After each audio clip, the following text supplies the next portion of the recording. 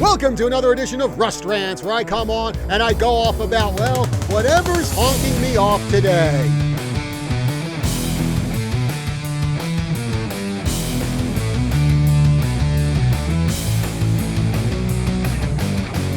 I feel the need for speed. Actually, I feel the need to talk about Top Gun Maverick. Why?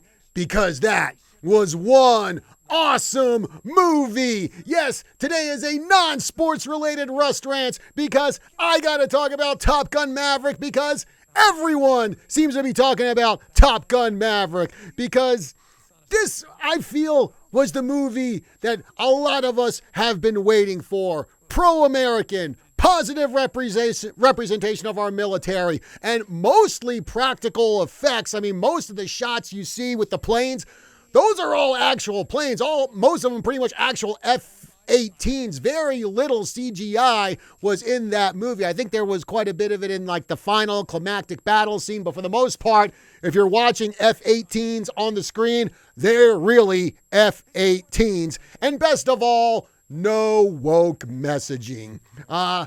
Just going through that movie, I mean, they had just some really intense aerial battles, especially, like I said, the climactic final battle when they're going in there to bomb their target. And there were a few times I'm in my seat at the theater and I'm got my back pressed against the seat because it's just so intense what they're doing on the screen.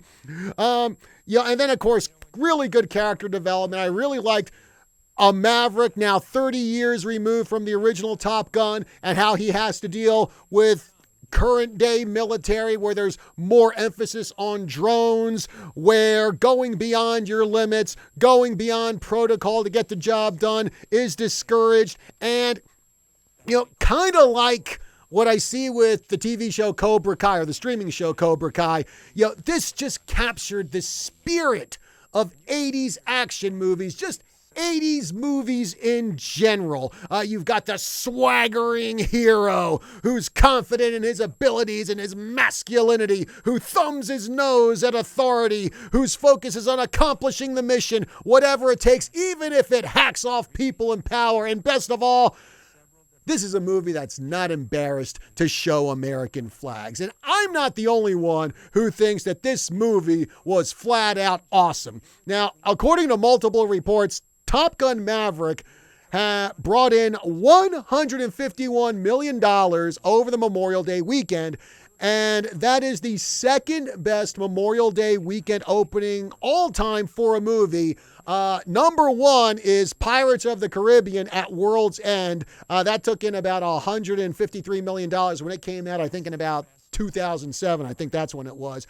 Now, worldwide, Top Gun Maverick has brought in about $275 million during this past weekend, and it hasn't even been played in China yet. So it is doing gangbusters right now. And even some of the YouTube commentators who I really like, who regularly roast Hollywood, deservedly so, channels like Geeks and Gamers, The Critical Drinker, Thorias Unlimited, even Outkick the Coverage with Clay Travis, they are all raving about Top Gun Maverick, probably because this is the kind of movie that we've all been clamoring for years.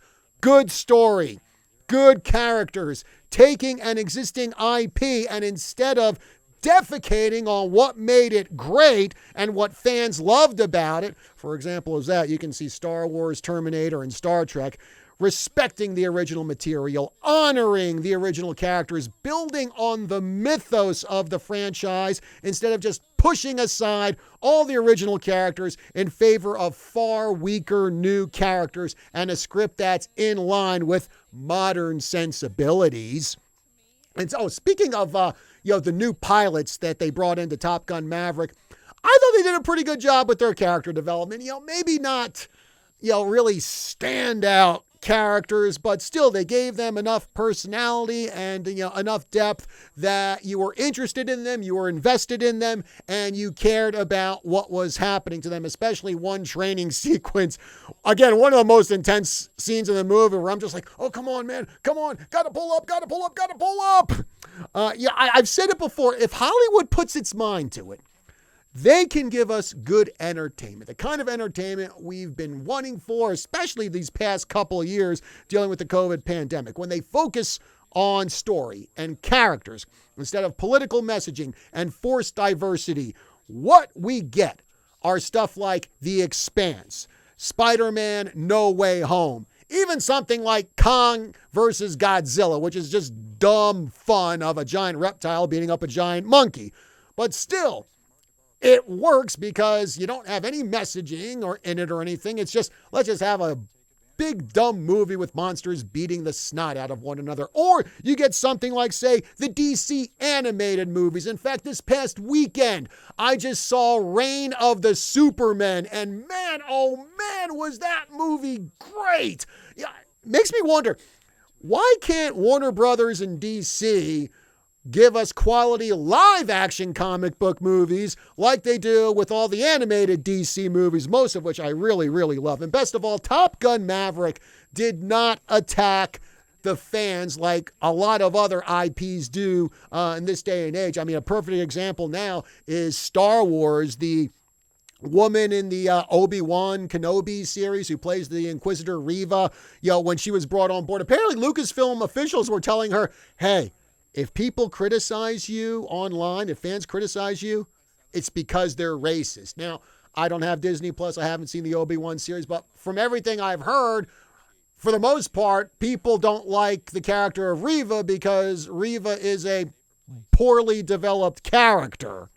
So yeah, Hollywood, give us more movies like Top Gun Maverick. I want toxic males who aren't ashamed of their masculinity going out there, blowing up stuff and kicking butt on the bad guys. Movies like I grew up with and obsessed over in the 1980s. Just good guys blowing up bad guys. Yeah, that's the kind of movies I want, and we need more of that in Hollywood. Top Gun Maverick showed you can do that. There is a market for it, and if you keep doing that, you're going to be making more of this. Well, now a word from our sponsor.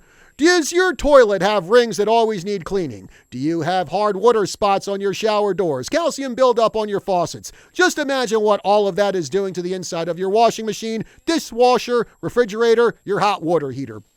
What about the pipes inside your body? Buy a filter or be a filter. You can have clean, mineral-rich water without the buildup of unwanted toxins in your body and throughout your whole home. Call Vicki Johnston today at H2O Health and Water Solutions, 928-899-7504. Or stop in and see her at the Gateway Mall. Well, folks, that's going to do it for this edition of Rust Rants. Be sure to like, share, follow, and subscribe on all of KYCA's social media, Facebook, Instagram, YouTube, Rumble, and check us out on kyca.info. And also be sure to leave a comment on this video. We'd love to hear from you. Till next time, have a good one.